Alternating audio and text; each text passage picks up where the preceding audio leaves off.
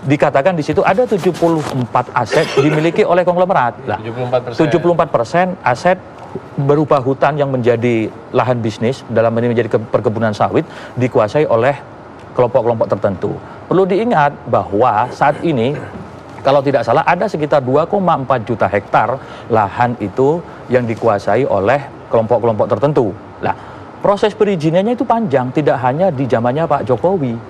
Kita lihat misalkan ada sekitar 2,2 juta hektar, perizinannya itu sudah terjadi sejak zamannya Pak SBY. Dari tahun 2004 sampai di 2014. Yang terbanyak juga justru di tahun 2009 ke 2014 terkait dengan pemberian izin lahan-lahan menjadi lahan bisnis menjadi perkebunan. Jadi pesan Anda maksudnya adalah bahwa Pak Amin Rais itu kelewatan ngomong gitu? Ya tidak juga begitu, harusnya menggunakan data dan tinggal dicek. Misalkan pada tahun 2009 ke 2014 di situ ada sekitar 1,6 juta hektar pemindahan izin 1,9 Pak sekarang. 1,9. Bukan waktu ya, 2009-2014. Yang waktu itu menterinya adalah Pak Zulkifli Hasan. Kadernya PAN sendiri, orangnya Pak Amin. Kadernya Pak Amin dan ya mohon maaf masih besan Pak Amin. Nah, zamannya PAN. Kita ingin menyatakan bahwa sebenarnya data-data seperti itu perlu dikonfirmasi ulang. Kita konfirmasi aja sebagai dan itu proses pelepasan kawasan hutan yang terbesar sepanjang Republik ini pasca reformasi. Itu zamannya Bang Zul. Yang kadernya Pak Amin juga. Harusnya itu tadi, jangan sampai kita yang namanya gajah di depan mata nggak kelihatan. Ya, semut di ujung lautan dibahas-bahas itu nggak boleh juga itu. Ya. Oke, terima kasih. Jadi yang pertama balik lagi ke redistribusi aset tadi, saya sepakat kalau Prona itu sudah ada lama. Sebenarnya sudah dari tahun 81. Ya. Cuman memang seperti yang saya sampaikan tadi, di zaman Pak Jokowi ini prosesnya dipercepat. Ya, makanya itu saya apresiasi prosesnya dipercepat. Tapi yang dimaksud dengan pengibulan oleh Pak Amin itu adalah bahwa sumber utama masalahnya ini nggak disentuh gitu loh. Jadi lebih di permukaannya. Karena jadi seperti itu seperti misalkan ya maaf mirip-mirip SMK lah ya.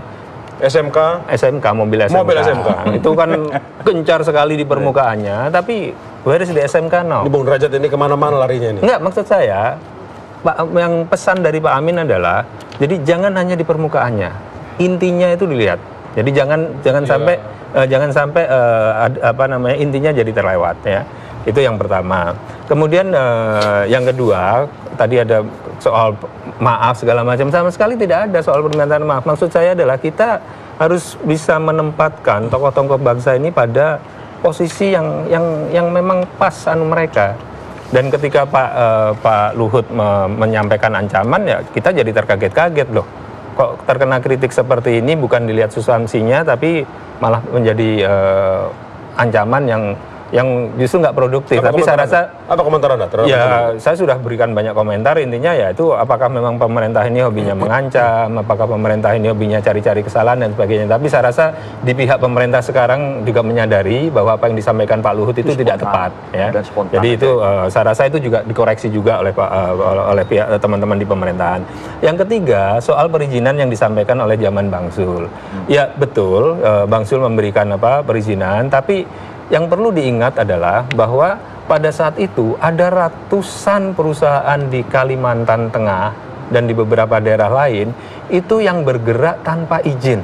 Baik, ya. Saya ingin teman-teman memutar kembali, teman-teman produser maksud saya, memutar kembali pernyataan Luhut Panjaitan karena berkaitan dengan apa yang ia sampaikan setelah mendengar bahwa Pak Presiden disebut ngibil oleh Pak Amin Rais.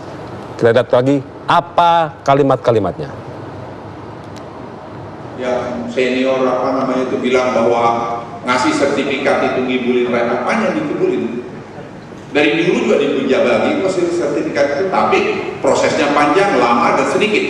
Sekarang prosesnya cepat dan banyak. Lah salahnya di mana?